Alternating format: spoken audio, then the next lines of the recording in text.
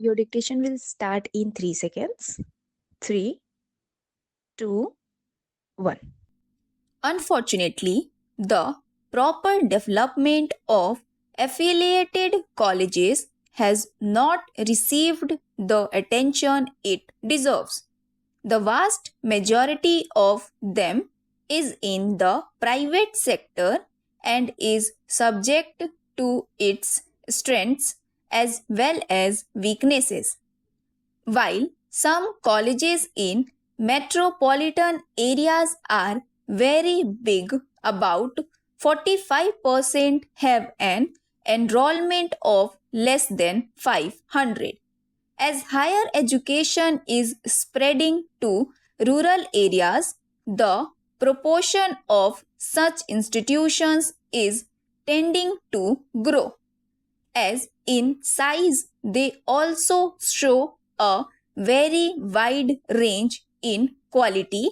Many of these institutions have low standards due to poor facilities and mediocre staff, while some are outstanding institutions which can compare favorably with university departments.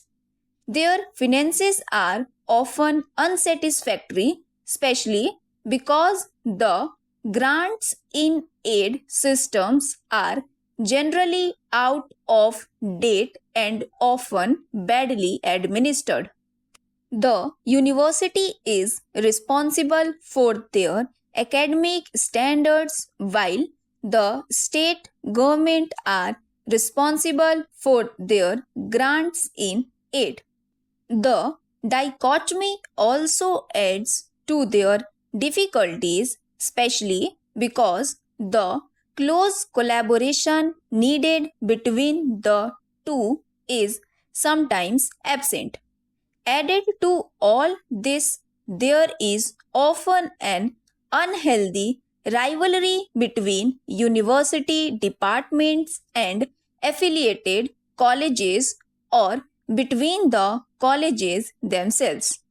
I am of the view that in the larger interests of improving standards in higher education, it is necessary to concentrate for the next 5 to 10 years on improving the quality of affiliated colleges. Several measures will have to be taken to this end.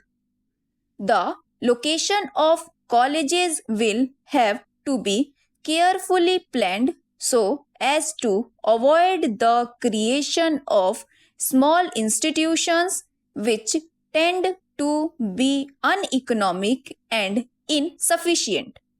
Our attempt should be to ensure that within about 5 years or so of its establishment, each college must have an enrollment of not less than 500. The courses to be provided in colleges should be carefully coordinated, especially where a town or city has more than one college.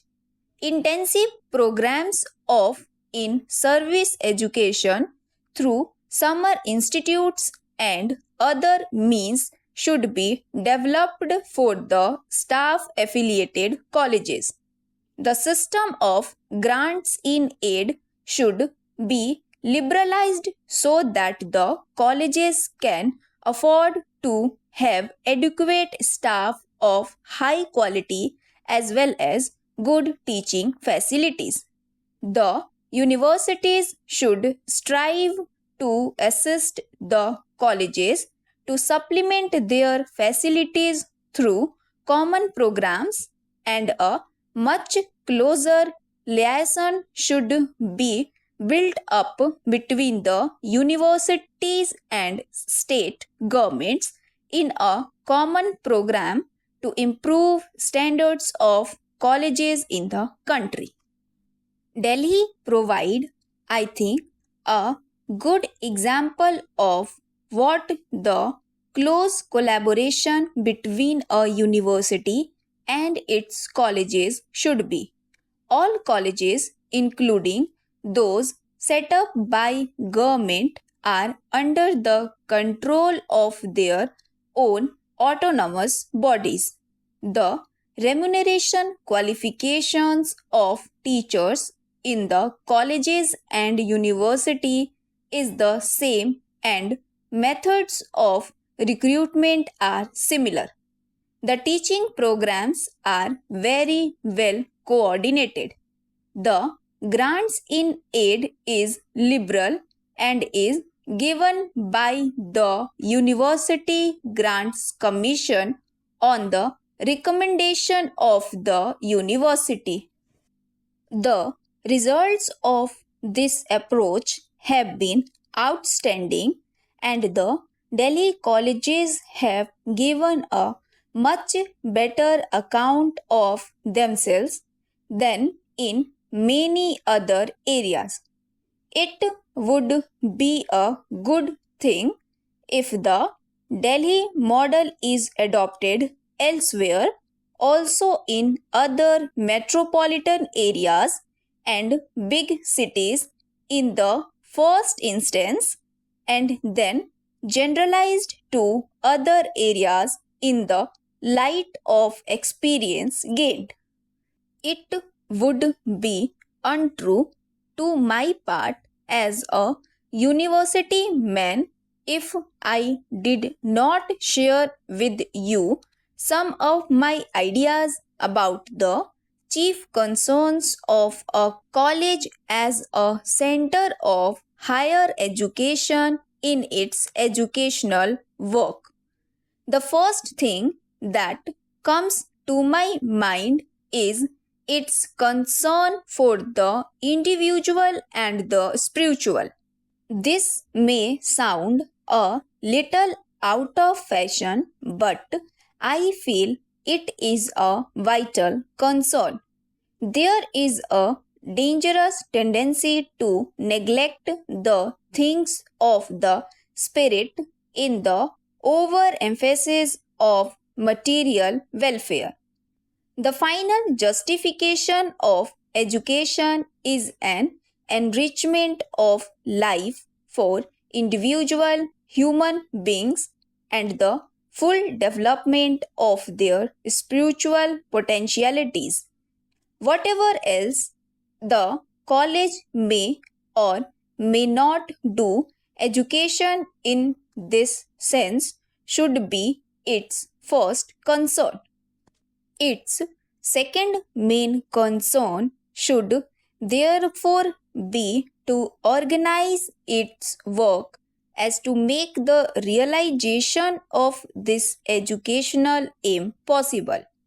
This implies mediation between the subjective mind of the educand and the objective mind concretized in the manifold goods of culture, mediation that is between the individual student and his culture, between him and the science, the arts, the technique, the religious, the moral and legal codes, the social forms, the institutions, the personalities in which human culture is embodied, stored as it were. But every mind cannot get its nourishment indifferently from any goods of culture. There must be a correspondence between the mind to be educated and the mind embodied in the goods of culture.